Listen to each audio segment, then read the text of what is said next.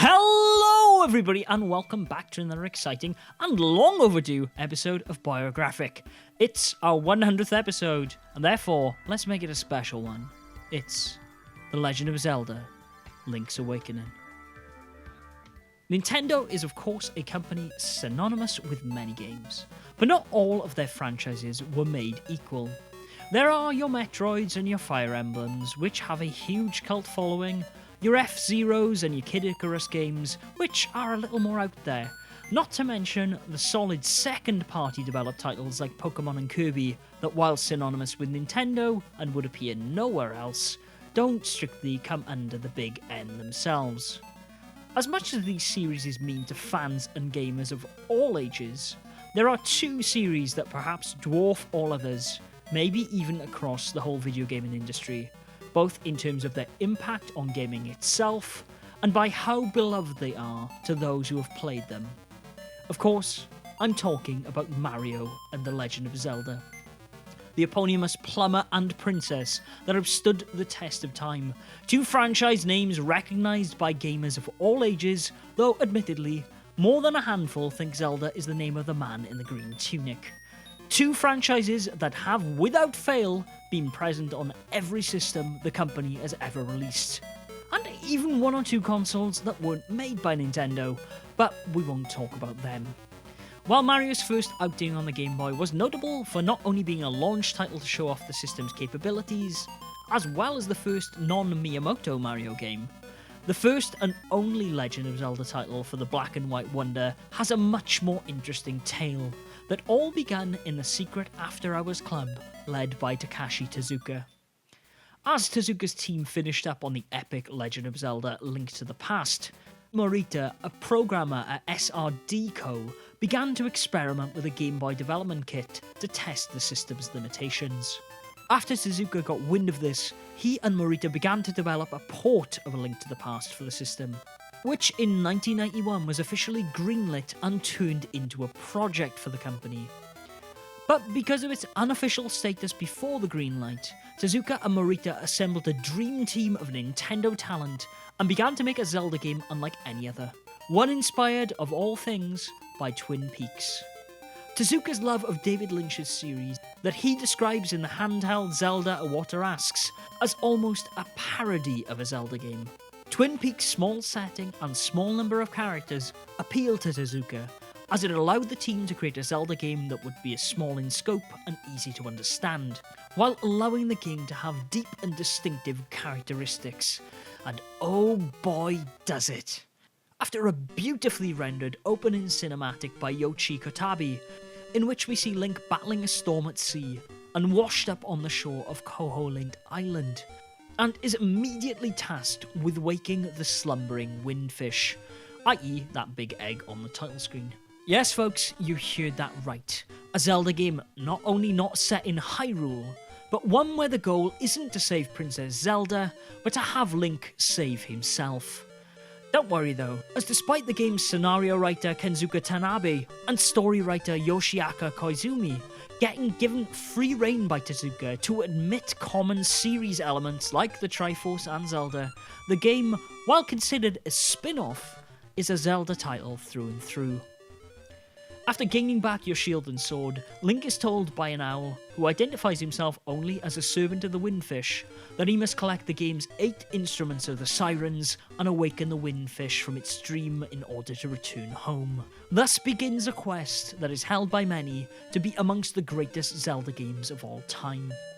The game, naturally, plays a lot like the original Legend of Zelda title for the NES, in that it takes a top-down perspective, throws in the series' signature screen wipes, enemies, and gates progress with items. In the game's dungeons, Link's Awakening similarly borrows some of the side-scrolling elements that players found in Zelda 2 in order to make traversing the world more fun. What the game also borrows from, however, is other Nintendo titles, namely enemies from both Mario and the Kirby games, as well as Mario and Kirby themselves, fulfilling Tezuka's dream of the game not only having an unrestrained free spirit, but making it feel rightly so, almost like a parody of the franchise.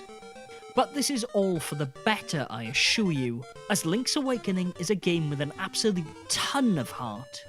The writing and in turn the game's English translation are all of an incredibly high standard, even if they seem a little bit basic by today's standards.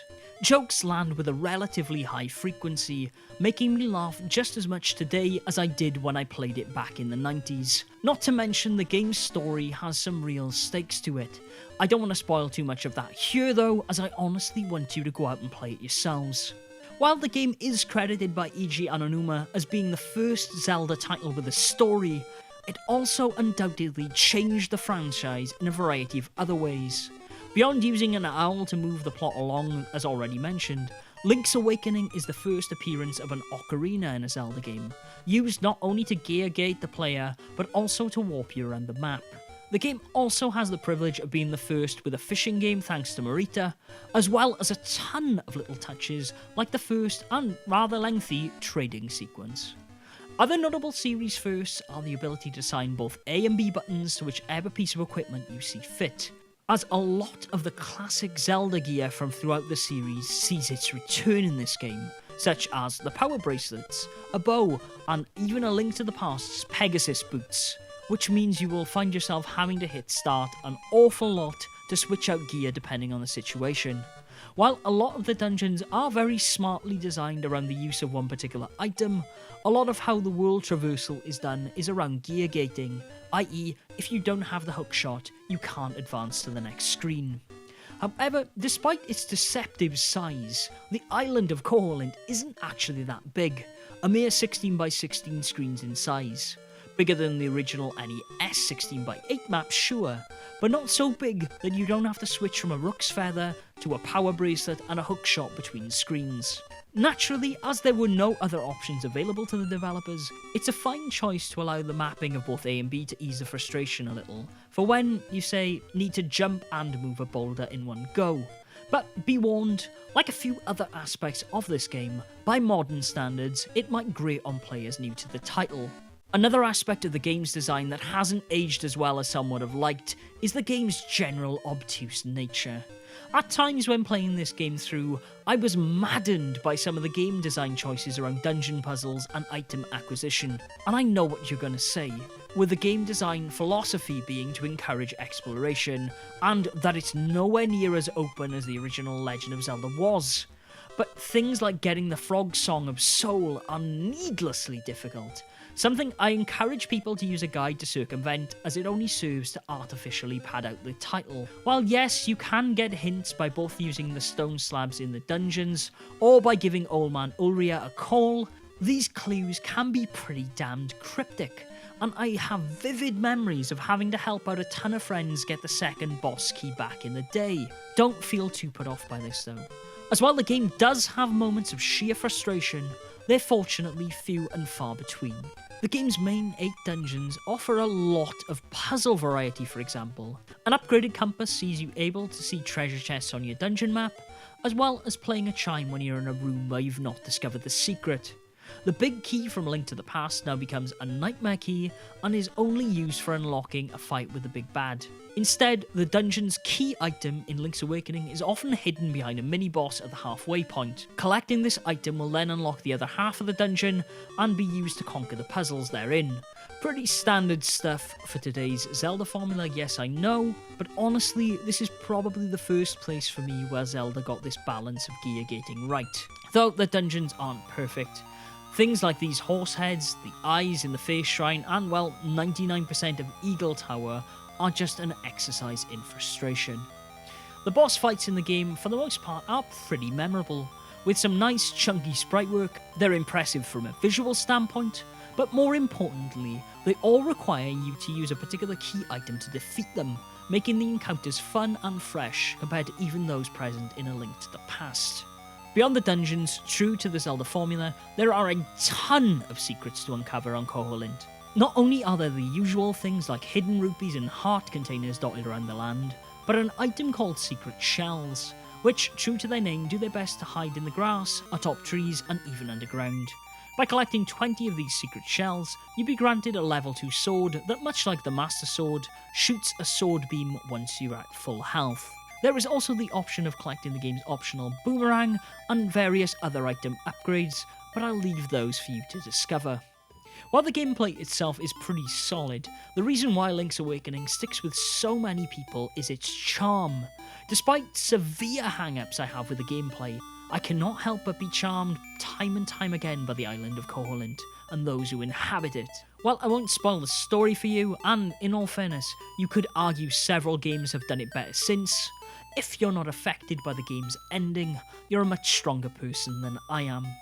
Characters like Marin, Aurea and Tarin have stuck with me since my first encounters with the game, not to mention that this time through, knowing Richard from whom the frog bell tolls really made me want to revisit that game as well. If you don't know who that is, well, go watch my video on that next. While the gameplay is by no means perfect, and a lot of these wrinkles have admittedly began to expose themselves over time to me in something I honestly would have considered my favourite entry into the series, I cannot in my heart of hearts tell you not to get this game. While I'm sure some of the reverence I feel towards this game is nostalgia, it doesn't change the fact that aside from having a lasting impression on both myself and the Zelda franchise as a whole, Link's Awakening still to this day has something to offer new players. While it's not a key story element in this game, it could be argued that the game's music, plot and visuals are the only Triforce Link's Awakening needs. Its dialogue is light-hearted when it needs to be, but more often than not is incredibly bleak and makes you as a player question your role in the fate of Koholint. The music is among the best on the system, as one would expect from the joined forces of Kazumi Totaka, Minoka Hamono and Kazuo Ishikawa. Of course, in 1993, the only way to play this game was in the original DMG.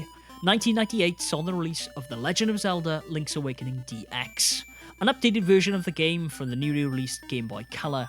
There's a link in the description to the Cutting Room Floor article about the small changes in various versions of this game, but the most notable of which between DX and the regular release are a Game Boy Color exclusive dungeon and a photo mode that allows you to print via the Game Boy printer. The photos are cute, but unfortunately the Color dungeon is nothing to write home about. In fact, the only reason to even go there is the tunic you get for beating it. A red tunic to increase your damage, or a blue tunic to increase your defense, i.e. a permanent version of the Piece of Power or Guardian Acorn power-ups, which make the game a little bit easier. Whichever version you choose to play, and if it's on a Game Boy or a 3DS via the eShop, know this: Link's Awakening can, if you give it the chance to, prove to be one of your favourite experiences in the Nintendo Game Boy library for the reasons described above. While it can be frustrating at times, if you persist, the game's atmosphere will bestow upon you one of the most memorable moments that I've ever had in video gaming, one that even 15 years later hasn't faded. And someday, thou too may recall this island.